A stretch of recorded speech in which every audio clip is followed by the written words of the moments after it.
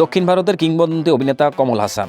তামিল সিনেমায় যেমন তিনি সুপারস্টার, তেমনি ৮০-র দশকে বলিউডেও ছিল তার দারুণ জনপ্রিয়তা। কিন্তু ক্যারিয়ারে তুঙ্গে থাকা অবস্থায় কেন হঠাৎ হিন্দি সিনেমা থেকে নিজেকে সরিয়ে নিলেন তিনি? ১৯৭৪ সালে আয়না ছবির মাধ্যমে বলিউডে যাত্রা শুরু করেন কমল হাসান। এরপর এক দুজেকে লিয়ে ছবির সাফল্যে রাতারাতি হয়ে ওঠেন হিন্দি সিনেমার আলোচিত তারকা। একের পর এক সানাম তেরি কসম, ইয়ে তো কামাল হো গয়া, জরা সি জিন্দেগি এবং শ্রীদেবীর সঙ্গে কালজয়ী সৎমা, সব মিলিয়ে বলিউডে তার অবস্থান ছিল বেশ শক্ত। তবে ২০১৭ সালের এক সাক্ষাৎকারে কমল হাসান জানান, বলিউডের চাকচিক্য কখনোই তাকে টানেনি। তার ভাষায়, সেই সময় বলিউডের তারকারা একসঙ্গে ৬টি পর্যন্ত সিনেমায় কাজ করতেন, বিলাসবহুল জীবনযাপন করতেন, আর তিনি ছিলেন একেবারেই সাধারণ জীবনধারায় অভ্যস্ত, এমনকি নিজের কাপড়ও নিজেই ধুয়ে নিতেন।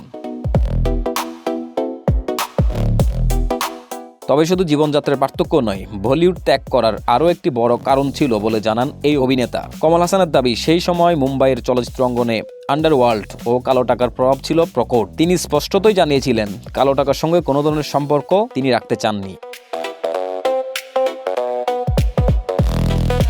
কমল হাসানের ভাষায়, আমি সিদ্ধান্ত নিয়েছিলাম কালো টাকার সঙ্গে কোনো সম্পর্ক রাখবো না। সাধারণ জীবনেই আমি খুশি ছিলাম। নিজের নীতি ও সততাকে প্রাধান্য দিয়েই শেষ পর্যন্ত বলিউডের গ্ল্যামার ছেড়ে চেন্নাইয়ে ফিরে যান কমল হাসান, আর সেখান থেকেই গড়ে তোলেন ভারতীয় সিনেমার অন্যতম সফল ও দীর্ঘ ক্যারিয়ার। আলী আজম, দৈনিক এদিন, ঢাকা।